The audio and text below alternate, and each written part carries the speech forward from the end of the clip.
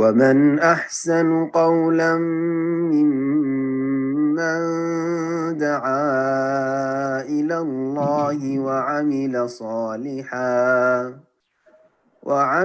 صالحا وقال إنني من المسلمين.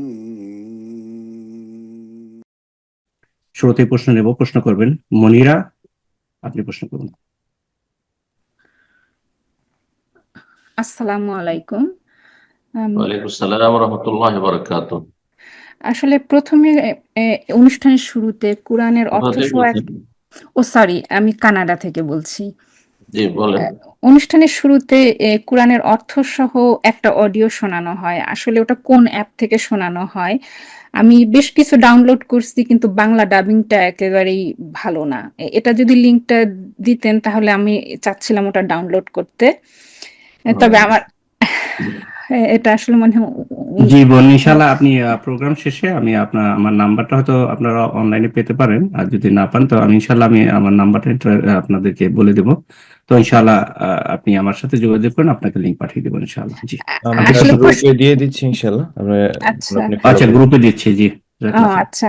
আর আমি আসলে প্রশ্নটা আমার আসলে অ্যাকচুয়াল আরেকটা প্রশ্ন আছে শাইখের জন্য। জি, এটা হলো মহিলাদের গহনার বন্টনের বিষয়ে। গত দিনে আসলে আমি শুনলাম যে জীবিত অবস্থাতেও যদি সন্তানদের সম্পত্তি দেওয়া হয়, মেয়েদের ক্ষেত্রে একটা ছেলের অর্ধেক দেওয়াটাই উত্তম, আপনি বললেন। তা এখন হলো মানে মায়ের যে গহনা, মানে মেয়েরা তো ছোটবেলা থেকে উত্তম না ফরজ? উত্তম কেন? আল্লাহ ভাগ করে দিয়েছেন, উত্তম অনুত্তমের কি আছে? হ্যাঁ, মেয়েদের দায়িত্ব কম সুতরাং অর্ধেক দিতে হবে, ছেলেদের দায়িত্ব বেশি সুতরাং দ্বিগুণ দিতে হবে। আল্লাহর ফয়সালা, এটা ফরজ। এখন এটা হলো মায়ের যে গহনা থাকে, মানে মেয়েরা তো আসলে ছোটবেলা থেকে পোশাকের সাথে সাথে গহনা পরে। এখন কোন মা যদি এই ছোটবেলাতেই তার গহনাগুলো সব মেয়েদেরকে ভাগ করে দেয় যে এটা এর মানে এইভাবে ভাগ করে দেওয়া যাবে না, ছেলে মেয়ে সবাইকে দিতে হবে। ও মায়ের গহনাও? হ্যাঁ হ্যাঁ, মায়ের গয়না যখন ইন্তেকালের পরে যখন আসলে মিরাজ ভাগ হবে তখন হাদিয়া উপঢৌকন জীবদ্দশায়। হ্যাঁ, জীবদ্দশায় দিচ্ছে। জীবদ্দশার ক্ষেত্রে হেবা, ওইটা হচ্ছে হেবা সম্পর্কে নবী বলেছেন ইত্তাকুল্লাহ ওয়া আদিলু বাইনা, আল্লাহকে ভয় করো, তোমাদের ছেলে মেয়েদের মাঝে সুবিচার করো। তো সুবিচারের দাবি হচ্ছে যে আপনি এক এক মেয়েকে যতটা করে দেবেন, আপনি ছেলেদেরকে দেবেন ছেলেদের বইয়ের জন্য। আর দিচ্ছেন তো অনেক, প্রায় লোকই যখন ছেলে বিয়ে করছে তখন তার জন্য তো গয়না দিচ্ছেন, সেটা দিয়ে হয়ে যাবে। তো ওইটাকে একটু হিসাব রেখে করবেন। এই ক্ষেত্রে সমান সমান দিবেন জীবদ্দশায় না অর্ধেক দেবেন, এটা ইখতিলাফে মাসলা। এই ক্ষেত্রে আপনার প্রয়োজনের উপর নির্ভর করে আপনি আমল করতে পারেন। কারণ একদল ওলামা বলেছেন যে না, জীবদ্দশায় সমান করতে হবে, কিন্তু সেখানে বাদ রাহিমাহুল্লাহ বলছেন না, জীবদ্দশাতে দিল ছেলেদের প্রয়োজন বেশি, সুতরাং তাদেরকে দ্বিগুণ দিতে হবে, মিরাসের মতোই। জি আচ্ছা, তাহলে জানা হলো। আমি মনে করছিলাম বউরাকে দিয়ে দিলেন, ওইটাই দেওয়া হয়ে গেল। আপনি বিয়ে শাদীর সময় দিচ্ছেন না ছেলেদের। জাযাকাল্লাহ খায়ের। এ পর্যায়ে প্রশ্ন করবেন মোহাম্মদ কবির। জি আপনি প্রশ্ন করুন।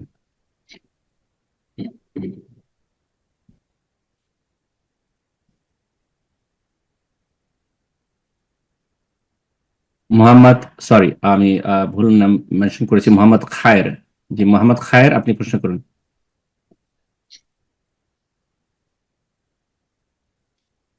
মোহাম্মদ খায়ের, আপনার ফোনটা আনমিউট করে নিন, প্রশ্ন করুন।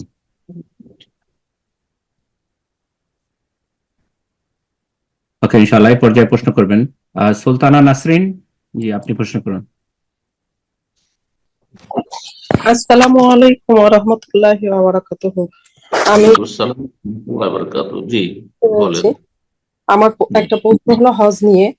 যে হজের যে 5 দিন মিনা, মুজদালিফা, আরাফাতে আমরা যে কসর নামাজ পড়ি, সেখানে আমি গতকাল একটা ট্রেনিং এ অ্যাটেন্ড করেছিলাম। ওখানে ওনারা বললো যে যার যেমন খুশি, কেউ যদি ওয়াক্তিয়া নামাজ পড়তে চায় সেটাও পড়তে পারবে, আর কেউ যদি কসর পড়তে চায় কসর পড়তে পারবে। তো আমার প্রশ্নটা হলো যে এখানে যদি আমি কসর না পড়ি, ওয়াক্তিয়া নামাজ পড়ি, ফুল নামাজ, তাহলে সেক্ষেত্রে ওয়াক্তিয়া নামাজ বলতে ফুল নামাজ নাকি? ফুল নামাজ। জি, এটা প্রশ্ন আপনার।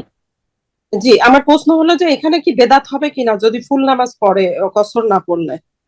বেদাত বলা যাবে না, সুন্নতের খেলাফ। কারণ রাসূলুল্লাহ সাল্লাল্লাহু আলাইহি ওয়াসাল্লাম হাজী সাহেবদেরকে নিয়ে 1 লাখের বেশি সাহাবায়ে কেরাম হজে ছিলেন, বিদায় হজে সবাইকে নিয়ে কসর করেছেন। তো মেনা, মুজদালিফা, আরাফায় থাকাকালীন এই কয়েকটা দিন যে থাকবেন, এখানে কসর করাটাই হচ্ছে সুন্নাত। পক্ষান্তরে মক্কা বিজয়ের জন্য যখন এসে রাসূলুল্লাহ সাল্লাল্লাহু আলাইহি ওয়াসাল্লাম তখন হজ উমরায় আসেননি, জিহাদে এসেছিলেন, মক্কা বিজয়ের জন্য এসেছিলেন। তখন মক্কার মুসলিমদেরকে নিয়ে, যারা মক্কার মুসলিমরা ছিল স্থানীয়, তাদেরকে নিয়ামতি করেছিলেন। তাতে মদিনার লোকেরা ছিল, মদিনার লোকদেরকে নিয়ে নবী সাল্লাল্লাহু আলাইহি ওয়াসাল্লাম 2 রাকাত সালাত পড়ে সালাম ফিরে দিলেন, আর মদিনাবাসীরাও যারা মুসাফির। কিন্তু মক্কার লোকদেরকে বলেছে, ইয়া আহলা মক্কা, হে মক্কাবাসী, আতিম্মু সালাতাকুম, তোমরা পূর্ণ সালাত পড়ো, ফাইন্না কওমুন সাফারুন, আমরা মুসাফির। এই জন্য হজে সবাই কসর করবে মিনা, আরাফা, মুজদালিফায়, বুঝতে পেরেছেন। কিন্তু যখন স্থানীয় ইমামের পিছনে সালাত আদায় করবে তখন পূর্ণ সালাত আদায় করতে হবে। এটা মাসলা সব জায়গায়। মেনাতে স্থানীয় ইমাম থাকে, যদি স্থানীয় ইমাম থাকে আর পুরা পড়ে তাহলে পুরা পড়বেন, কিন্তু যদি বাইরের ইমাম থাকে সেটা তো আপনারা জানতে পারবেন না। 2 রাকাত পড়ে মিনার মসজিদে, অনেক মসজিদে খেয়ে, তাহলে 2 রাকাতই পড়বেন আপনি, যেহেতু হজে আছেন। কিন্তু যারা হজের খেদমতে আছে, হজের উদ্দেশ্যে আসেনি, বরং হাজিদের সেবায় আছে, তারা মেনা, আরাফায়, মুজদালিফায় থাকলে স্থানীয় মক্কার, সুতরাং তারা পুরা সালাত পড়বে। হানাফি মাযহাবে বলা হয়েছে যে না, এখানে আমরা দীর্ঘদিন হয়ে গেছে মক্কা আর মক্কা মিলে আর আপনার মেনা, আরাফা, মুজদালিফা মিলে 15 দিনে বেশি হয়ে গেছে তাদের মাযহাবে, সুতরাং আমরা মুকিমের হুকুম হয়ে গেছি, তাই পূর্ণ নামাজ পড়ি। তো যিনি প্রশিক্ষণ দিয়েছেন তিনি একটু মানে মযহাবগুলির সবগুলির আমল করা আপনার জন্য সব বৈধ করে দিয়েছেন, যে এটাও করতে পারেন, ওটাও করতে পারেন, 2ও পড়তে পারেন, 4ও পড়তে পারেন। কিন্তু সুন্নাত হচ্ছে কসর করে পড়া। যদি 4 পড়ে কেউ তো বেদাত হবে না, কারণ কসর করা ওয়াজিব নাই, কসর করা ওয়াজিব নাই, কসর করা হচ্ছে সুন্নাত। তার সুন্নাতের পরিপন্থী কাজ করলেন, অনুত্তম করলেন, কিন্তু জায়েজ রয়েছে। কেউ 4 করে পড়ে তো জায়েজ, তার সাথে তর্ক করার কোনো প্রয়োজন নেই। ওসমান রাদিয়াল্লাহু তাআলা মেনাতে হজ মৌসুম তিনি পুরো সালাত পড়তেন। এখন তার একটি ইজতিহাদ ছিল যে দুটোই জায়েজ, সেই জন্য, আর এটি হচ্ছে অধিকাংশ উলামাদের মত। অথবা কেউ কেউ বলেছেন সেখানে তিনি বিয়ে করেছিলেন, সেই জন্য পূর্ণ সালাত পড়তেন। তো যাই হোক, যদি কেউ উসমান রাদিয়াল্লাহু আমলকে সামনে রেখে পুরো পড়ে নেয় তো নাজায়েজ কিছু নাই, কিন্তু অনুত্তম। আল্লাহু আ'লাম। জি। প্রশ্ন করবেন মোহাম্মদ খায়ের, আপনি প্রশ্ন করুন। আসসালামু আলাইকুম ওয়া রাহমাতুল্লাহি ওয়া বারাকাতুহু। ওয়ালাইকুম আসসালাম ওয়া রাহমাতুল্লাহি ওয়া বারাকাতুহু। সম্মানিত শায়েখ, আমি নিউ ইয়র্ক থেকে বলছি। তো আমার প্রশ্নটা, আমার একটা খুব জানার ইচ্ছা, এই যে একটা হাদিস শুনছি যে উটের মাংস খেলে ওযু করতে হয়। আমার প্রশ্ন যে উটটা তো একটা হালাল পশু, এটা জবা করলে এটা খেলে আবার কেন ওযু করতে হয়? আপনি কি এটা সম্বন্ধে একটু বলবেন? প্রথম কথা, শরীয়তের বিধিবিধানের প্রথম একটা উত্তর দিই, তারপর দ্বিতীয় উত্তর দিচ্ছি।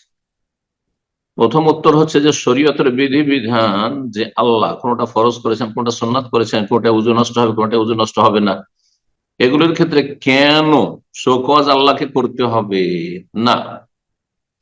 তাহলে আপনি প্রত্যেক ক্ষেত্রে কি করবেন? হ্যাঁ, জোহরে কেন 4, আসরে কেন 4, আর জোহরে এত সুন্নাত আছে, আসরে কেন সুন্নাত নেই, সুন্নাত রাতে, বা মাগরিবে 3 কেন, ফজরে আবার 2 কেন? কথা বুঝতে পেরেছেন? তখন একশন লোকের ওখানে জাল করেছে যে এই সময় এই হয়েছিল, এই সময় হয়েছিল, এগুলো জাল কথা। তো কথা হচ্ছে, আচ্ছা, কেউ যদি প্রশ্ন করে রমজান মাসেরই রোজা কেন আমাদের স্বাধীনভাবে কেন ছাড়া হয়নি, যে গোটা বছরে 1 মাস করে নাও আর তারপরে যে কোনো সময় করে নাও, আপনার মতো প্রশ্ন করতে পারবে সে, তাহলে কি হিকমত? আচ্ছা, তারপরে কেউ বলতে পারে যে এই 1 মাসই কেন, কম কেন না, বেশি কেন নাই? তো আপনি আমি শরীয়তের একটা নীতিমালা শোনেন, আপনি আমি বান্দা রবের, আল্লাহ, আর আল্লাহ হচ্ছেন তিনি মাবুদ, আমরা আর আল্লাহ মাবুদ। সুতরাং মাবুদের আনুগত্য করতে হবে, তার আদেশ নিষেধ মেনে চলতে হবে, এটির নাম হচ্ছে ইবাদত। ওমা খালাকুল জিন্না ওয়াল ইনসা ইল্লা লিয়াবুদুন। কিসের জন্য? আল্লাহ। সাহাবীরা আপনার মতো আমার মতো করতেন না, আজকালকার সময় 100 লোকের মতো, যে রাসূলুল্লাহ আপনি কেন এটা হুকুম দিলেন, কেন এটা করতে হবে, হ্যাঁ মেনাতি কেন থাকতে হবে? আর মেনাতে থাকতে হবে তো এই দিনগুলো কেন থাকতে হবে? আর 9 তারিখ আরাফায় কেন থাকতে হবে? মুজদালিফা রাত কেন? মুজদালিফা যদি দিনে থাকে কেউ জিজ্ঞাসা করেন। বুঝতে পারছেন? শরীয়তই হচ্ছে আনুগত্যের নাম।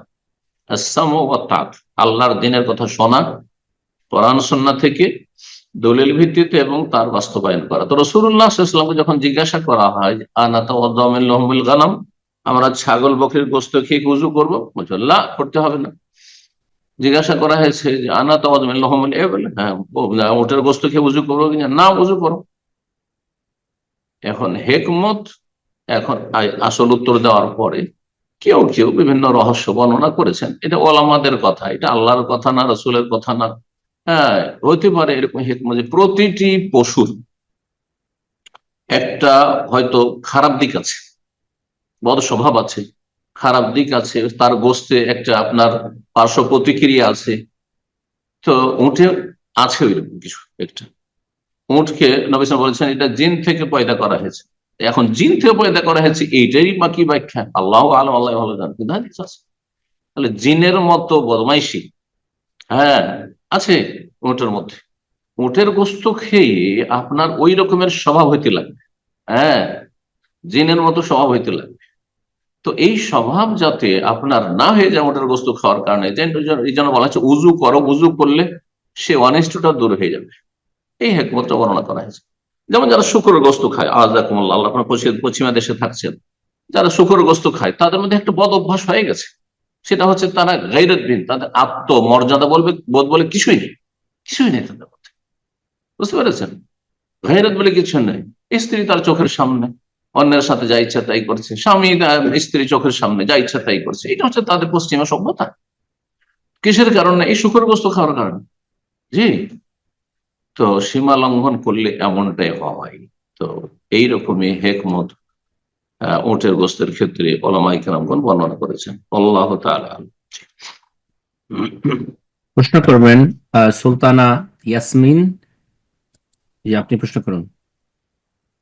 আসসালামু আলাইকুম ওয়া রাহমাতুল্লাহি ওয়া বারাকাতুহু। শাইখ, ওয়ালাইকুম আসসালাম ওয়া রাহমাতুল্লাহি ওয়া বারাকাতুহু। জি আমি বাংলাদেশ থেকে বলছি। বলেন। আমার নেফাজ কমার পরেও মানে ইস্তেহাজা চলছিল 6 দিন। এই ইস্তেহাজা কমার পরে আবার 12 দিন পরে আমার আবার হালকা রক্ত দেখা যায়। এটাকে আমি হায়েজ ধরে নিব? আর এই হায়েজ কমার পরে যদি আবার কতদিন পরে আমার রক্ত দেখা গেলে আমি হায়েজটা ধরবো নাকি ইস্তেহাজা ধরবো? আপনার নেফাস শেষ হয়ে গেছে কেমন করে বুঝলেন? মানে 40 দিন হয়ে গেছে? 40 দিন শেষ হওয়ার পরেও আরো 6 দিন ছিল। তারপর আপনাকে প্রশ্ন আচ্ছা, করেছিলেন, আপনি 40 বলেছিলেন দিন 40 দিন পরে হলেই যে পড়তে হবে। অতিরিক্ত, এটা ইস্তেহাজা। যদি তাজা রক্ত হয়, হ্যাঁ কালো রক্ত না হয়, মাসিকের রক্তের রং যদি না থাকে বা দুর্গন্ধ না থাকে, যেসব লক্ষণগুলি আছে, তাহলে সেটা ইস্তেহাজা রোগের কারণে। আর যদি দেখা যায় যে 40 দিন পরেই আপনার কালো রক্ত আসতে শুরু হয়েছে মরা রক্তের মতো, অথবা দুর্গন্ধযুক্ত রক্ত আসতে শুরু হয়েছে, তাহলে সেটা মাসিক হতে পারে।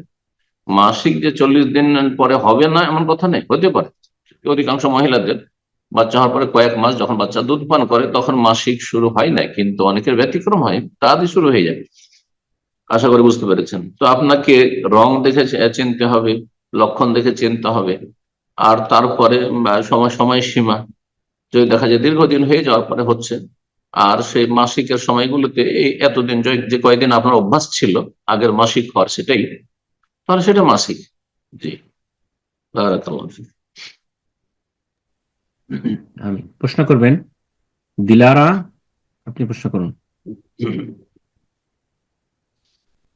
আসসালামু আলাইকুম ওয়া রাহমাতুল্লাহ। ওয়ালাইকুম আসসালাম ওয়া রাহমাতুল্লাহ।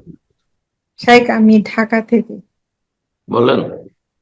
জি, আমার প্রশ্ন হচ্ছে আমার আমার স্বর্ণ কি আমার ছেলে আর মেয়েকে আমি কি সমানভাবে দিব, না মানে শরীয়ত মোতাবেক ছেলে বেশি পাবে মেয়ে কম পাবে সেই হিসাবে দিব? আর এটাকে আমি একটু আগে আলোচনায় বললাম প্রশ্ন একটা ছিল, কিন্তু আপনি ছিলেন না মনে হয়, শুধু আপনার প্রশ্নের সময় আপনি ঢুকেছেন মনে হচ্ছে নাকি? শুরু থেকে থাকবেন তাহলে তো এক প্রশ্নে আপনার উত্তর হয়ে যাবে। সেটা হচ্ছে যে এই ক্ষেত্রে দুটো মত রয়েছে, হ্যাঁ আইম্মায়ে কেরামদের, যে চার ইমাম আবু হানিফা, শাফি, মালিক, আহমদের। এদের মধ্যে দুটো মত রয়েছে প্রসিদ্ধ, কিন্তু এর মধ্যে সহি এবং বেশি শক্তিশালী প্রাধান্যযোগ্য মত হচ্ছে রাজে, যে আপনি ছেলের খরচ খরচা দায় দায়িত্ব বেশি, ছেলেকে দ্বিগুণ দেবেন আর মেয়েকে একগুণ দেবেন। জি, আল্লাহু আকবার। জাযাকাল্লাহ খায়ের। প্রশ্ন করবেন রোজানা রায়ান বিভা, আপনি প্রশ্ন করুন। আসসালামু আলাইকুম ওয়া রাহমাতুল্লাহ। ওয়ালাইকুম আসসালাম ওয়া রাহমাতুল্লাহি ওয়া বারাকাতুহু। জি, শেখ, আমার একটা প্রশ্ন ছিল, যেটা কে আসলে বলছেন? আমাদের বর্তমানে, আমি বাংলাদেশ থেকে, বলেন। আমাদের বর্তমানে বাংলাদেশে আমার বন্ধু বা যারাই থাকুক, মানে জঙ্গি ভাবধারা মানুষের, মানে অনেক মানুষে ভর্তি। আর মূলত আমরা যেহেতু যুবক বয়সে, আমাদের যুবকদের মধ্যে এটা একটা অন্যতম আকর্ষণ। মানে তাদেরকে, মানে আমাদের বর্তমানে বাংলাদেশে আমার যেটা বন্ধু বা ছিল, তাদের অনেককে আমি দেখেছি যারা ISIS বা আল কায়দা বলেন, যারা এইভাবে কিছু বাংলাদেশে তাদের প্রতিনিধি আছে, তাদের সাথে যোগাযোগ করে বিভিন্নভাবে তাদের ভাবধারার সাথে সম্পৃক্ত। যেমন তারা হলো বিভিন্নভাবে, মানে দলিল দেবে বিষয়টা জায়েজ করে। যেমন একটা বিষয়, মানে আমি জানতে চাই, যেটা প্রশ্ন, যে তারা একটা দলিল দেয় যে তারা এই যে মুসলমান না, মানে আমেরিকান হোক বা যেটা হোক, কমলা কাপড় পরিয়ে বা জবাই করার ভিডিও দেওয়া অথবা কাউকে হত্যা করা, বিদেশি কাউকে, তো এই যে তারা হত্যা করছে, মানুষ মারছে, এটার পক্ষে তারা দলিল দেয় যে সূরা তাওবার 5 নম্বর আয়াতের যে দলিলটা আছে, ওটার ভিত্তিতে তো দলিল দেয়। আর তারপর আরো অনেককে দলিল দেন, যে হলো ইমাম তাবারি আচ্ছা, বলেছেন, তারপর কুরতুবী। আপনার প্রশ্ন বলেন, আমি দলিল ওদের বুঝছি, খারিজি জঙ্গিদের। জি, হ্যাঁ, তো আমার প্রশ্ন হচ্ছে যে ওরা একটা দলিল বারবারই বলে, যে হলো, মানে এটা আমি আসলে একটু বড়, আমি ছোট করে বলতে চাই, যে আবু বাসির রাদিয়াল্লাহু আনহু যখন মক্কা থেকে পালিয়ে মদিনায় মুসলমানদের নিকট হিজরত করলেন, তখন কাফেররা এসে চুক্তি শর্ত অনুযায়ী তাকে নিয়ে যাচ্ছিল। প্রতিমধ্যে আবু বাসিরকে যারা ধরে নিয়ে যাচ্ছিল, তিনি তাদেরকে হত্যা করে পালিয়ে যান। আর পরবর্তীতে আবু বাসির রাদিয়াল্লাহু আনহু, আবু জান্দাল, অন্য যারা পরবর্তীতে ওনার সাথে শুনতে চাই না, সংযুক্ত আপনার হয়েছে। প্রশ্ন শুনতে চাইছি, আপনার প্রশ্ন জি, শুনতে তো চাইছি, কারণ আপনি তারা এক এই এক যে করে দলিল এতগুলো, বলবেন, প্রত্যেকটা খণ্ডন করো, প্রত্যেকটা জবাব দেবে, এত সময় তো আমার কাছে নেই। জি আপনার জি জি, তো সংশয় কোথায় জঙ্গিদের ক্ষেত্রে? এই যে তারা যে এতগুলো, মানে অনেক দলিল যে প্রদান করে, যে হলো এই মুশরিকদেরকে হত্যা করা বৈধ, যদি তারা যুদ্ধে থাকুক বা না থাকুক, মানে তাদের এটা কি, এই এতগুলো দলিল কি মানে প্রযোজ্য সত্যি, যে তারা হত্যা করতে পারবে হারবি কাফের? মোটেই প্রযোজ্য নাই। তারা হচ্ছে পথভ্রষ্ট, গোমরাহ, কেলাবন্নার, জাহান্নামের কুকুর, জঙ্গিরা, বোঝা গেছে? এই খারিজিরা বিনা শাসকের নেতৃত্বে জেহাদ জেহাদ করা, এটি ফাসাদ, জেহাদ নয়। তো তারা যে দলিলগুলো, তাদের সংশয় যে এগুলোর জন্য আমরা বলছি, তারা এক চোখে দেখছে, একটা দিক দেখছে, আর একটা দিকে বহু আয়াত এবং হাদিস রয়েছে সেটা দেখছে। আল্লাহ যে পরিস্থিতি বিচার করে বলেছেন রাসূলুল্লাহ সাহাবাইকে, কুফু আইদিয়াকুম, তোমরা এখন হাতকে গুটিয়ে রাখো, কাফের মেরে দিল মারিও না, ওয়াকিমুস সালাত, তোমার সালাত কায়েম করো। মক্কায় যখন মুসলিমরা দুর্বল ছিলেন, তখন আল্লাহ এই আয়াত নাযিল করেছেন, তারপরে অনুমতি দিয়েছেন ফরজ করে, তারপরে একটা স্তর ছিল। এখন আপনার ওইরকম মদিনার মতো শক্তিশালী কে আছে? সুতরাং এইগুলো গুমরাহি থাকে। তারপরে নবী সাল্লাল্লাহু আলাইহি ওয়াসাল্লামের বুখারীর হাদিস শোনান, তাদের মুখ কালো হয়ে যাবে এই গুমরাহ পথভ্রষ্টদের। সামান্য কোন শ্রদ্ধা নেই রাসূলুল্লাহর কথার উপর। হ্যাঁ, তাদের খণ্ডনে যখন আয়াত বলবেন, সামান্য কোনো মূল্য রাখেন না। বুঝতে পেরেছেন? নবী সাল্লাল্লাহু আলাইহি ওয়াসাল্লাম ইন্নামাল ইমাম ও জুন্নাহ, ইমাম হচ্ছে ঢাল, বর্মস্বরূপ, শাসক। ইউকাতালু মিন ওয়ারাইহি, যদি লড়াই করতে হয় তাহলে তার নেতৃত্বে করতে হবে, এমনি চলবে না, এতে অরাজকতা হবে, আপনি দেশকে ধ্বংসের দিকে ঠেলে দেবেন। তো জঙ্গিরা মুসলিম দেশগুলিকে একেবারে দুনিয়ার জাহান্নামের দিকে, ধ্বংসের দিকে ঠেলে দিয়েছে। এবং এই জঙ্গিদেরকে মূলত তৈরি করেছে তারাই তাদের স্বার্থের হাসিলের জন্য, ইসলামের শত্রুরা। ইসলামকে বদনাম করার জন্য, মুসলিমদেরকে বদনাম করার জন্য, ধার্মিকদেরকে বদনাম করার জন্য, এবং এমনকি মুসলিম শাসকদেরকে ভীত সন্ত্রস্ত করার জন্য, যে এরা তোমাদের শত্রু। কথা বুঝতে পেরেছেন? সুতরাং এই যে সুযোগ, আর তারপরে মুসলিম দেশগুলোর একের উপর এক আক্রমণ করার জন্য তার রাস্তা বাহানা খুঁজে বের করছে। এই জঙ্গিদের মধ্যে তারাই তৈরি করছে, তারাই খরচ করছে, ইন্ধন যোগাচ্ছে, আর তারপরে তখন তারাই তাদের বৈধতা হাসিল করছে, যে আমরা এখন যে মারছি এটা ঠিক করছি না। বুঝতে পেরেছেন? শাসকের নেতৃত্ব হলে এগুলো বলার কোনো সুযোগ নেই। সুতরাং যতক্ষণ পর্যন্ত এমন পরিস্থিতি মুসলিমদের না তৈরি হচ্ছে, শেখ সাহেব ফৌজান হাফিজাহুল্লাহ তাআলা এই বিষয়ে বিস্তারিত আলোচনা করেছে। দেখেন, সমস্ত ইবাদতের শর্ত আছে, বিভিন্ন নয় যে লাগামবিহীন আপনি ইবাদত করবেন, কারণ নামাজের শর্ত নেই, পাগলকে বলবেন তোকে নামাজ পড়তে হবে?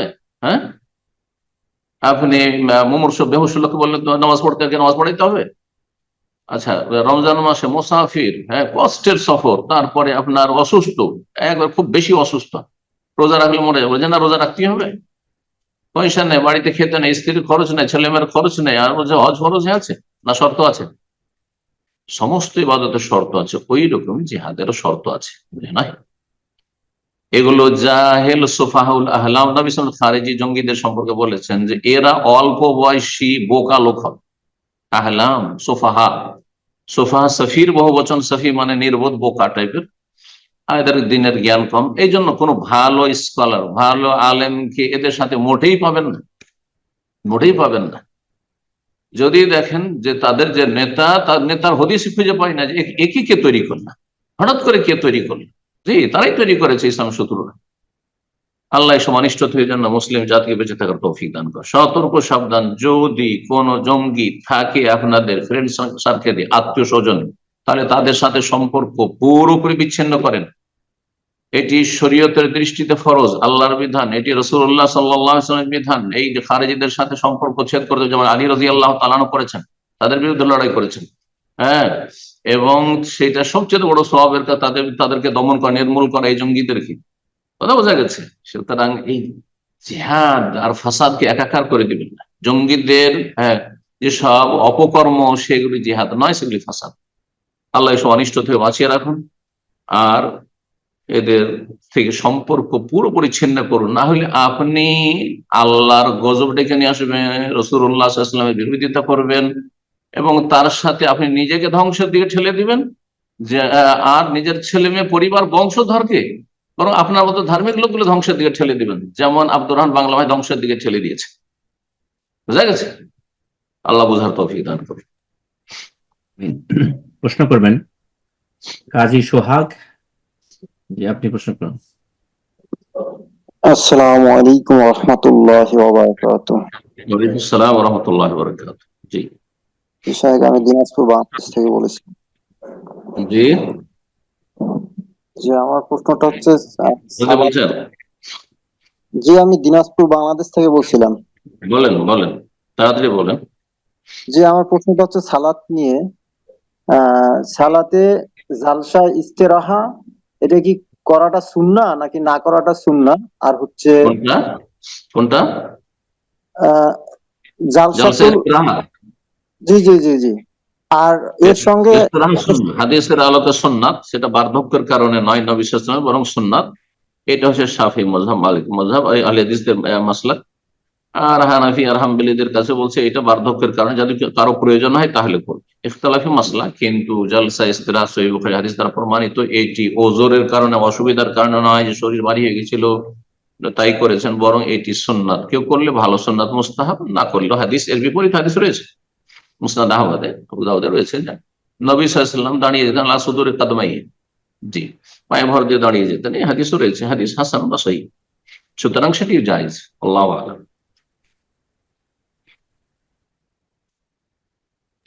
প্রশ্ন করবেন নূপুর বেগম, আপনি প্রশ্ন করুন।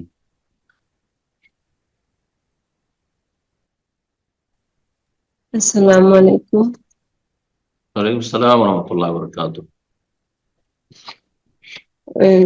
প্রথমে হচ্ছে যে আমার একটা ব্যক্তিগত প্রশ্ন করার জন্য ইকরামুল ভাইয়ের নাম্বারটা চাচ্ছি, এবং বাংলাদেশ টাইম কখন, আমরা কি ভয়েস কল দিব নাকি লিখে জানাবো, এটা একটু বলবেন। আর দ্বিতীয় হচ্ছে লিখে জানাবেন, ওনার কাছে নিয়ে নেন। হ্যাঁ, জি, দ্বিতীয় হচ্ছে আমার ছেলে এসএসসি পরীক্ষা দিতেছে, তো আমরা চাচ্ছিলাম যে আমার ছেলে পরীক্ষা দেওয়ার পরে একটা কম্পিউটার কিনে দিব কাজ শিখার জন্য, পড়ার পাশাপাশি কাজ শিখবে। তো এখন আমার জানার বিষয় হচ্ছে এটা যে আমি তো দিতেছি কাজ শিখার জন্য, কিন্তু ছেলে যদি আল্লাহ না করো কখনো এটা দেয়া অনইসলামিক কিছু দেখে, তাহলে এটার জন্য কি আমি গুনাহগার হব কিনা? এই ক্ষেত্রে ওলামারা বলেছেন যে আপনি ছেলের রুমে দিবেন না, পার্সোনাল রুমে, আপনি হলে রাখবেন, যাতে করে বাপ মায়ের চোখের সামনে যা কিছু করছে বাপ মায়ের চোখের সামনে, বুঝা গেছে? ছেলে মেয়ে রুমে দিয়ে দিলেন, এমন কিছু ডিভাইস দিয়ে দিলেন যেখানে সে বিভিন্ন পাপ জড়িয়ে, সারা রাত জেগে থাকতে পারে, হ্যাঁ, বুঝা গেছে? এটা জায়েজ নাই। আপনি ছেলে মেয়েকে কু আনফুসুকুম ওয়া আহলিকুম নারা, জাহান্নামের আগুন থেকে বাঁচাবেন। সুতরাং হয় আপনাদের রুমেই রাখেন, হ্যাঁ, আর না হলে হলে রাখেন, যেখানে সবসময় আপনি চলাফেরা করছেন, আপনার স্বামী ছেলের বাবা চলাফেরা করছে, ভাই বোন চলাফেরা করছে, সেখানে কোনো পাপ করতে সহজে পারবেন না। জি, তাহলে কোনো অসুবিধা নেই। তাহলে এইসব ডিভাইসের প্রয়োজন রয়েছে, মোবাইলের প্রয়োজন রয়েছে, আইপ্যাডের প্রয়োজন রয়েছে, ইত্যাদি ইত্যাদি প্রয়োজন রয়েছে, কম্পিউটার প্রয়োজন রয়েছে। জি, আল্লাহ তাআলা আলাম। প্রশ্ন করবেন আলমাস শাহরিয়া অলিভ, আপনি প্রশ্ন করুন। আসসালামু আলাইকুম ওয়া রাহমাতুল্লাহ। ওয়ালাইকুম আসসালাম ওয়া রাহমাতুল্লাহি ওয়া বারাকাতুহু। জি বলেন। জি শায়েখ, আমার প্রশ্ন হলো যে আমি আপনার একটি বক্তব্য শুনেছিলাম যে 2টি বা 3টি এর বেশি কাপড় রাখলে অপচয় হয়। তো এখন এটার উপর আমল করতে গেলে দেখা যায় আমার মা বাবা বলে যে কি অপচয় হবে না, তারা আমাকে একাধিক যে কাপড় চোপড় কিনে দেয়। এই ক্ষেত্রে আমার করণীয় কি হবে? 2টি 3টি জায়গায় 4টি 5টি রাখেন, কিন্তু 20টি রাখবেন কেন? 10-এর বেশি রাখবেন কেন? কোনো প্রয়োজন আছে? কোনো প্রয়োজন নেই। এগুলি হচ্ছে বিলাসিতা। অথচ আশেপাশে গরিব মানুষ হয়তো একটা দুটো বস্ত্র পায় না, শীত বস্ত্র নেই, তাদের বাড়িঘর নেই, বিধবার এতিমের বাড়িঘর তৈরি করতে পারে না, ওগুলো কাজে খরচ করতে পারেন আপনার বাবা মাকে। বোঝা গেছে? সর্বনিম্ন 2টো যথেষ্ট, কিন্তু কেউ যদি 2টোর জায়গায় 4টা 5টা 6টা 10টা রাখে তার আর্থিক সচ্ছলতা অনুযায়ী, আর গরিবদের আশেপাশে প্রতিবেশীদের হক আদায় করে, আত্মীয় স্বজনদের হক আদায় করে, তাহলে আপত্তি নেই। কিন্তু আত্মীয় স্বজনদের ক্ষেত্রে একটা পয়সা দেবে না, আপন চাচাতো ভাই বোন আত্মীয় স্বজন চাচা দাদা তারা গরিব, হ্যাঁ, বাপকে দিচ্ছে না মাকে দিচ্ছে না, এদিকে ছেলে মেয়েদের জন্য একেবারে ঢালাভাবে খরচ করছে, এরা অসৎ লোক। জি, কথা বোঝা গেছে? বাপ মার জন্য দিতে পারছেন না, ভাই বোনদের মার জন্য অনেকে দিচ্ছেন, ভাই বোনদের জন্য দিচ্ছেন না, আত্মীয় স্বজনদের জন্য দিচ্ছেন না, গ্রামবাসী আহ আহ কত অভাবে রয়েছে, কত কষ্ট রয়েছে, অন্য এলাকায় মুসলিম সমাজে কত অভাব রয়েছে, কত দুর্ভিক্ষ রয়েছে, পেরেশানি রয়েছে, কত লোক অসুস্থ হয়ে চিকিৎসা করাতে পারছে না, মরে যাচ্ছে, আর আমাকে 10-20টা কাপড় রাখতে হবে? না, পুরোনো কাপড়গুলো দিয়ে দেন। যখনই দেখবেন যে 2-4-10টা হয়ে যাচ্ছে, তখন 2-4-5টা গরিবদেরকে দিয়ে দেন, আর তারপরে ওই 4-5টা রাখলে 5টা 7টা যথেষ্ট, 10-এর কম, বেশি নয়, তাও অবস্থা বুঝে। জি, আল্লাহ বুঝার তৌফিক দান। আমিন। প্রশ্ন করবেন নাসিমউদ্দিন মোল্লা, জি আপনি প্রশ্ন করুন। আসসালামু আলাইকুম সম্মানিত স্যার। আসসালামু আলাইকুম ওয়া রাহমাতুল্লাহ। বলেন। পশ্চিমবঙ্গ বর্ধমান থেকে বলছি। আমার জানার বিষয় হলো যে আমি বর্তমানে আমার বাবার দোকানে কর্মরত, সেখানে হিন্দু এলাকা। তো সেখানে দোকানের 15% মাল হিন্দুদের ওই পুজোর সামগ্রী কিছু আছে, আর বাদ বাকি সবই হালাল। তো এই মতো অবস্থায় আমি বাইরে যাওয়ার একটা সুযোগ পেয়েছি, কিন্তু বাড়ি থেকে আমাকে যেতে দিচ্ছে না। তারপরে বোঝানোর পর বাবা এবার রাজি হয়েছে। তো আমি এই মতো অবস্থায় বাইরে যাব না ওখানেই থাকবো? এখানে থাকলে আমার কিছু বেনিফিট আছে, যেমন 5 ওয়াক্ত নামাজটা আমি মসজিদে গিয়ে পড়তে পারছি, কিন্তু বাইরে গেলে সেটা আমাকে কারখানাতেই পড়তে হবে, কি কারখানার ভেতরেই যে একটু একটু সময় বার করে পড়ে নিতে হবে। এই মতো অবস্থায় কি করবো এখানে আমি? যে আছেন, যে ওদের ওদের সামগ্রীগুলো রাখতে হচ্ছে পুজোর, ওইটা কি আপনার নিজের ব্যবসা না চাকরি করছেন? ওটা আমার নিজের, মানে বাবার দোকান। বাবার যদি আর কোনো ছেলেরা না থাকে এই কাজগুলি সারার জন্য, তাহলে বাবার কথা শুনবেন আর যথাসাধ্য গুনাহ থেকে বেঁচে থাকবেন। ব্যবসা যদি বাবার হয়ে থাকে তো ওনাকে নসিহা করবেন যে এই আসলে এই মাল সামান গুলো রাখা সরাসরি পুজো পাঠ শিরকি কর্মকাণ্ডের সাথে যদি সম্পর্কিত হয়, তাহলে এগুলোকে অ্যাভয়েড করবেন, এগুলোতে বেঁচে থাকবেন, কারো রুজি হালাল হবে না। বুঝাবেন, আর না বুঝে তো তার ব্যবসা, হ্যাঁ, তার সন্তুষ্টির জন্য সেখানে থাকবেন। হ্যাঁ, কারণ আপনার বিকল্প কেউ নেই। হয়তো দূরে চলে গেলে বাপ মায়ের হয়তো খোঁজ খবর নিতে পারলেন না, বাপ মায়ের পাশে দাঁড়াতে পারলেন না, সুবিধা অসুবিধা আসতে পারলেন না। জি। তবে যথাসাধ্য গুনাহগুলিতে বেঁচে থাকবেন। এখন কি ধরনের মাল সামগ্রী আছে সরাসরি সেগুলো উৎসর্গ করা হচ্ছে আল্লাহ ছাড়া অন্যের জন্য, তাহলে হারাম। আর যদি দেখা যায় যে সামান্য কিছু আছে হালকা, তাহলে কোনো অসুবিধা নেই। আপনি বিক্রি করছেন, ধরেন কলা বিক্রি করছেন, হ্যাঁ, কলার দোকান, এখন কলা নিয়ে গিয়ে কেউ পূজা করছে না, কেউ মাজারে দিচ্ছে। আপনি খাসি বকরি বিক্রি করছেন, এখন খাসি নিয়ে মোরগ নিয়ে গিয়ে কেউ মাজারে জবাই করছে, এটা আপনার দেখার বিষয় না। বোঝা গেছে? কিন্তু আপনি মাজারের সামনে খাসি বিক্রি করবেন আর কাস্টমার আসছে নিয়ে মাজারে জবাই করছে, তাহলে মোটেই ব্যবসা জায়েজ নেই, হারাম রুজি। জি। জাযাকাল্লাহ খায়ের। প্রশ্ন করবেন মারুফ, জি আপনি প্রশ্ন করুন। শেখ আসসালামু আলাইকুম। ওয়ালাইকুম আসসালাম ওয়া রাহমাতুল্লাহি ওয়া বারাকাতুহু। জি শেখ বাংলাদেশ থেকে বলছিলাম। বলেন। শেখ আমার একটা প্রশ্ন ছিল, মনে করেন বিদাত সম্পর্কে। মানে বিদাত তো আমি জানি অনেক ভয়ঙ্কর একটা জিনিস। তা মসজিদের ইমাম যদি ঘাড় মাসা করে, অজুটা যদি পরিপূর্ণ না হয়, মনে করেন অজুর সময়, তো তার পিছনে কি সালাত হবে? এটা নিয়ে ভয় হয় আর কি, এটা প্রশ্ন করতে চাচ্ছিলাম। বড় যেহেতু বেদাত নয়, সবগুলি বেদাত বিদাত ভয়ঙ্কর। বেদাত সবগুলি বেদাত হারাম, কিন্তু এগুলো শিরকি বেদাত নয়। যদি শিরকি বেদাত করে ইমাম, তাহলে তার পিছনে নামাজ পড়া যাবে। আল্লাহ সর্বত্র বিরাজমান, আল্লাহকে পাওয়ার জন্য, হ্যাঁ, বা রুজি রোজগারে বরকত পাওয়ার জন্য গস কতুকে ডাকতে হবে, তখন তার পিছনে নামাজ পড়া যাবে না। বোঝা গেছে? আল্লাহ নিরাকার, তখন তার পিছনে নামাজ পড়া যাবে না। রসুল আলেমুল গায়েব হাজির নাজির, তখন তার পিছনে নামাজ হবে না। আর ঘাড় মশা করলো সেই জন্য নামাজ হবে না, কে বললো? এগুলো বাড়াবাড়ি কথা। নিয়ত যদি পড়ে আপনার ইমাম, তবুও সে তার বিদাত তার জন্য, আপনার নামাজ হয়ে যাবে। জি করবেন জামিরুল হক, আপনি প্রশ্ন করুন। আসসালামু আলাইকুম রহমতুল্লাহ। ওয়ালাইকুম আসসালাম রহমতুল্লাহ বারাকাত। ভালো আছেন শেখ? জি জি, তাড়াতাড়ি মাগরিব হতে যাচ্ছে, প্রশ্ন। আলহামদুলিল্লাহ। জি শেখ, আমার প্রশ্ন হলো শেখ যে শাওয়াল মাসের 6টি রোজা যদি কোনো বিষয়ে মানে কোনো কারণ বিষয়ে করা না হয়, তাহলে পর মাসে করা যাবে কি? না, কাজা করা যাবে না। একজন বড় আলেম বলেছেন, তিনি ভুল ফতোয়া দিয়েছেন, নাম বলছি না। হ্যাঁ, এটা তার তকলিদ করবেন না, কারণ এই ফতোয়া বিরল ফতোয়া। সওয়ালের কিসের কাজা রয়েছে? কি রমজান হয়ে গেল ফরজ রোজা কাজা? সওয়াল মাসে 6 সওয়াল, 6 সওয়াল সওয়ালই রাখতে হবে। সওয়ালের পরে সওয়ালের রোজার কোনো কাজা নেই। জি, আপনি অন্য নফল রোজা রাখেন, সোমবার বৃহস্পতিবার সন্নত রোজা রাখেন, রাখেন। জি, প্রশ্ন করবেন ডাব্লিউ মেহতা, আপনি প্রশ্ন করুন। আসসালামু আলাইকুম ওয়া রাহমাতুল্লাহ। ওয়ালাইকুম আসসালাম ওয়া রাহমাতুল্লাহি ওয়া বারাকাতুহু। জি জি শেখ, আমার প্রশ্ন হচ্ছে যে আমি একটি জমি লিজ নিয়েছি, যা কোথা থেকে বছরে বলছেন? 5,000 টাকা। আমি ইন্ডিয়া থেকে বলছি, নদিয়া জেলা। বলেন বলেন। আমি একটা জমি লিজ নিয়েছি, যা বছরে 5,000 টাকার বিনিময়ে। হ্যাঁ, তো এখানে এবার ভুট্টা চাষ করেছিলাম, যা নিসাব পরিমাণ ফসল পৌঁছে গিয়েছিল। তো যেদিন মাড়াই করেছি সেদিন তো ফসলটা মানে কাঁচা ছিল, ওটা শুকিয়ে তারপরে বিক্রির যোগ্য বা স্টক করা হয়। তো ওই যেদিন তুলেছি ফসলটা, সেদিন ওই শুকিয়ে তারপরে জাকাতটা আদায় করব ফসলের, না যেদিন বিক্রি করব সেদিন জাকাতটা আদায় করব? কেননা আমাদের এদিকে দেখা যায় কিছু মানে নিয়ম আছে, সেটা হচ্ছে ওই কাঁচা ফসলটাও বিক্রি করা হয় আর কি। হ্যাঁ, আসলে আল্লাহ রাব্বুল কোরআনে কারীম সূরা আনআম বলেছে, ওয়াতু হাক্কাহু ইয়াওমা হাসাদিহি, কেটে মেরে নিয়ে আসার দিন তার হক আদায় করে দাও, মানে যাকাত ওসর দিয়ে দাও। সুতরাং যেই দিন আপনি সেটাকে কেটে মেরে উঠালেন, তখনই জাকাত আলাদা করে দিয়ে আদায় করে দিয়ে গরিব মিসকিনকে গ্রামের দিয়ে দিয়ে আপনি বাকিটা উঠাবেন। বুঝা গেছে? যদি সেচ করা হয় তাহলে 20 মনে 1 মন, আর বিনা সেচের হয়তো 10 মনে 1 মন, যেমন আপনার জানা আছে হয়তো।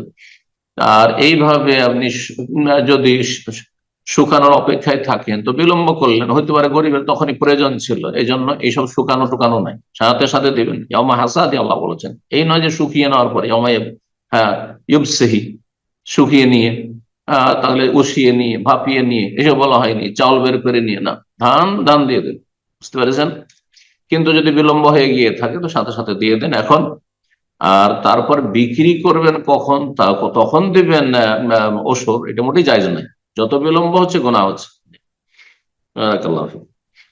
আমি প্রশ্ন করবেন তারিক হোসেন, জি আপনি প্রশ্ন করুন।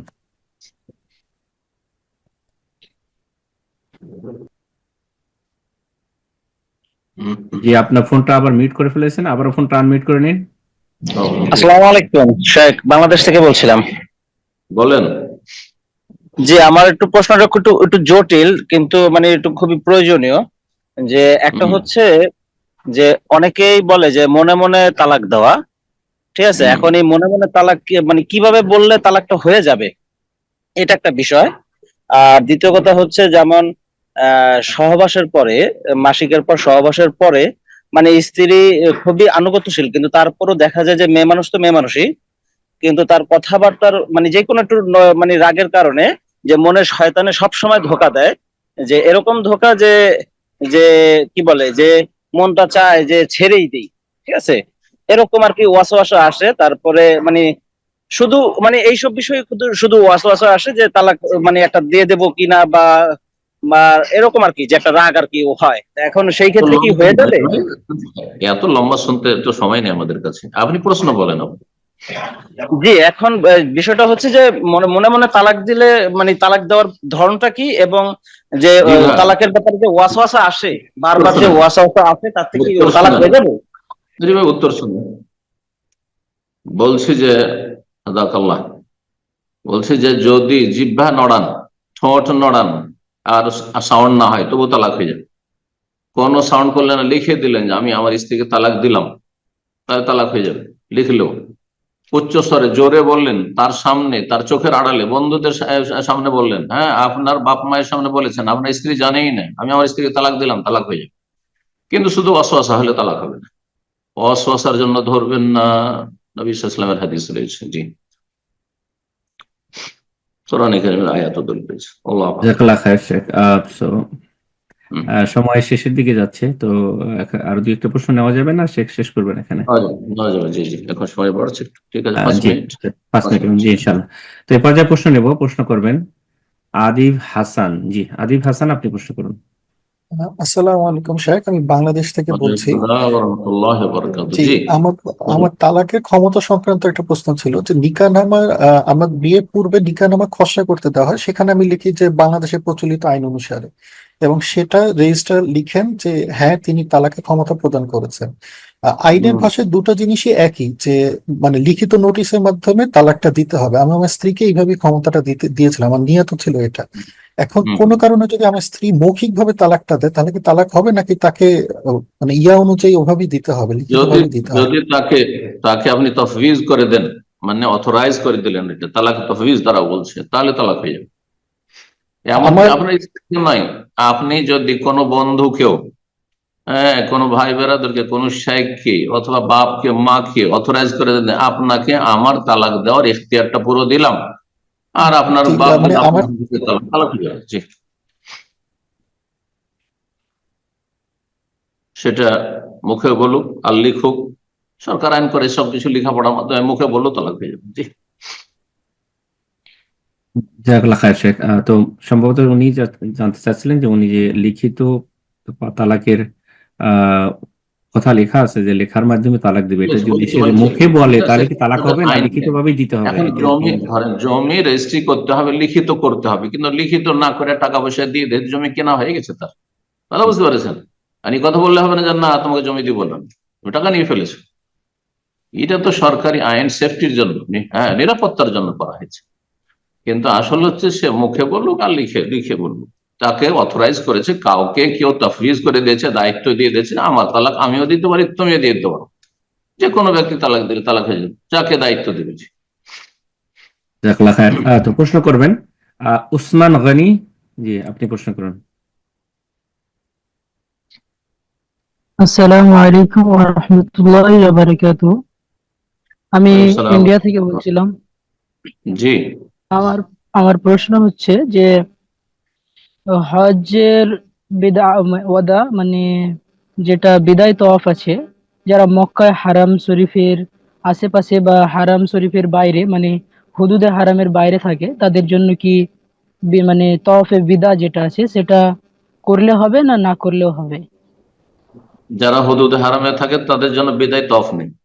আর হুদুদে হারামের বাইরে কেউ জেদ্দায় আছে, তায়েফে আছে, বা হারামের বাইরে মসজিদে আয়েশা, মসজিদে তানিমের বাইরে ওইদিকে আছে, নওয়ারিয়া, মদিনা রোডে, যে কোনো জায়গায় এক কথায়, তাহলে আপনার ই করতে হবে, তওয়াফে বিদা করতে হবে, বিদায় তওয়াফ করতে হবে।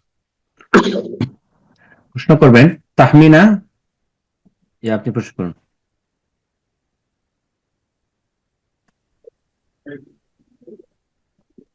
হ্যালো, আসসালামু আলাইকুম শেখ। ওয়ালাইকুম আসসালাম ওয়া রাহমাতুল্লাহি ওয়া বারাকাতুহু। আমি নিউ ইয়র্ক থেকে বলছিলাম। বলেন। আমার হজ সম্পর্কিত দুটো প্রশ্ন। একটা হলো, কারো হাজবেন্ড যদি তার ওয়াইফের হজ ফরজ হয়ে যাওয়ার পরেও তাকে হজ করতে না দেয়, তাহলে সেই ক্ষেত্রে কি করতে পারে? আর দ্বিতীয় প্রশ্ন হলো, হজ করতে দেয় না মানে মাহরাম পাচ্ছেন তারপরেও, না বিনা জি জি মাহরামে? মাহরাম থাকা সত্ত্বেও তাকে হজ করতে মানা করে, এবং আরেক ব্যক্তির হলো মাহারাম নাই এবং সেও হজে যাবে না, কিন্তু তার সামর্থ্য আছে হাজবেন্ডের, হ্যাঁ, সেক্ষেত্রে সে কি করবে? অন্য কোনো মাহরামের সাথে হজ করে নেবেন, স্বামীর কথা শুনবেন না। লা তাআতা লিমাখলুকিন ফি মাসিয়াতিল খালিক, কোন সৃষ্টির আনুগত্য করা, স্বামীর আনুগত্য, বাপ মায়ের আনুগত্য চলবেন না খালেক স্রষ্টার নাফরমানি করে। আল্লাহ কসম, হজ ফরজ হয়ে গেছে, সুতরাং বলতে হবে যে আমি হজ করে আসছি, যদি না হজে যেতে দেব না তাহলে তার কথা অমান্য করবেন, এতেই সওয়াব রয়েছে। আর যদি তার কথা শুনে সারা জীবন হজ না করেন তো গুনাহগার হবেন। তো আমরা প্রোগ্রামের একদম শেষ পর্যায়ে চলে এসেছি। তো আমরা আজকের সর্বশেষ প্রশ্ন নেব। যা বাকি যারা প্রশ্ন করার জন্য হ্যান্ড রেজ করেছিলেন, ইনশাআল্লাহ আগামী প্রোগ্রামে আপনাদের প্রশ্নগুলো নেওয়ার চেষ্টা করব। আজকে সর্বশেষ প্রশ্ন করবেন এমডি আনোয়ার। জি, আপনি প্রশ্ন করুন।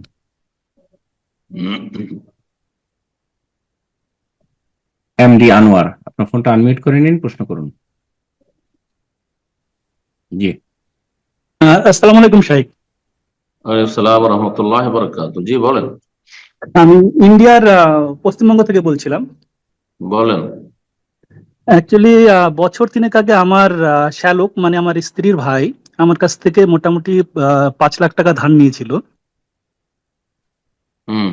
এবং তিনি আমার শ্বশুর মশাইয়ের ব্যবসা দেখতেন এবং তারপরে আজ মোটামুটি বছর 4 হওয়ার পরে, বছর 4-5 কেটে যাওয়ার পরে উনি আমার টাকা শোধ করেননি এবং এখন আমার একটা টাকার প্রয়োজন হয় এবং তার কাছ থেকে আমি 3 লাখ টাকা ধার নিই। এই মুহূর্তে আমার শ্বশুর মশাই বলছে তুমি যেহেতু টাকা পাবে ওনার কাছ থেকে, সেই জন্য তোমাকে আর টাকাটা ফেরত দিতে হবে না। এই মুহূর্তে আমি কি করব? এই আমি ভীষণ মানে টেনশনের ভিতরে আছি যে আমার টাকাটা আমি ধার নিয়েছি সেটা আমাকে ফেরত দিতে হবে না, যেটা আমি ওনাকে ধার দিয়েছিলাম সেখান থেকে আমি মাইনাস করব। আপনি যদি তার কাছে টাকা পান আর সে দিতে পারবে তারপরও দিচ্ছে না, ধার দিতে পারছে মানে আপনার ধার দেওয়ার আগে, ধার দেওয়া হচ্ছে মুস্তাহাব কাজ, কোনো ওয়াজিব নাই। টাকা থাকেও ধার দেওয়া কোনো ফরজ নয়। আপনাকে ধার দিতে পারছে 3 লক্ষ আর সে ঋণ পরিশোধ করছে না, সে অসৎ লোক, আল্লাহ হিদায়াত করুন। তাহলে তার টাকা আপনি কেটে নিতে পারবেন। বলবেন যে আমি তোমার কাছে 5 লাখ টাকা পাবো, এই 3 লাখ টাকা আমি রেখে নিলাম, বাকি 2 লাখ টাকা দাও। জি, ঝগড়া দ্বন্দ্বের আশঙ্কা থাকলে আইনের আশ্রয় নিব। এই জন্য লেখাপড়া করে টাকা পয়সা দিতে হয়, এমনি টাকা পয়সা দিতে হয়। জি, কোরআনের নির্দেশ, এটি হচ্ছে নবী সাল্লাল্লাহু আলাইহি ওয়াসাল্লাম আদর্শ। বারাকাল্লাহু ফিক। আমিন, জাযাকাল্লাহ খাইর শেখ। তো অনেক সময় হয়ে গেল, আজকে এখানে শেষ করা যাক। কবুল করুন, জাযাকাল্লাহু খাইর। যেসব ভাই বোনেরা থাকলেন আল্লাহ তাদের উত্তম প্রতিদান দান করুন এবং দিন দুনিয়া ভালো করুন, সমস্ত বালা মুসিবত থেকে আল্লাহ হেফাজত রাখুন। জালেমের জুলুমকে আল্লাহ দূর করুন, জালেমকে আল্লাহ সর্বনাশ করুন, মাজলুমদের আল্লাহ সাহায্য করুন, নেক আমলে আল্লাহ আমাদেরকে তৌফিক দান করুন, জান্নাতুল ফিরদৌস দান করুন, জাহান্নামের আযাব থেকে রক্ষা করুন। রব্বানা আতিনা ফিদ দুনিয়া হাসানাহ ওয়া ফিল আখিরাতি হাসানাহ ওয়া কিনা আযাবান নার। সুবহানা রাব্বিকা রাব্বিল ইজ্জাতি আম্মা ইয়াসিফুন ওয়া সালামুন আলাল মুরসালিন ওয়ালহামদুলিল্লাহি রাব্বিল আলামিন।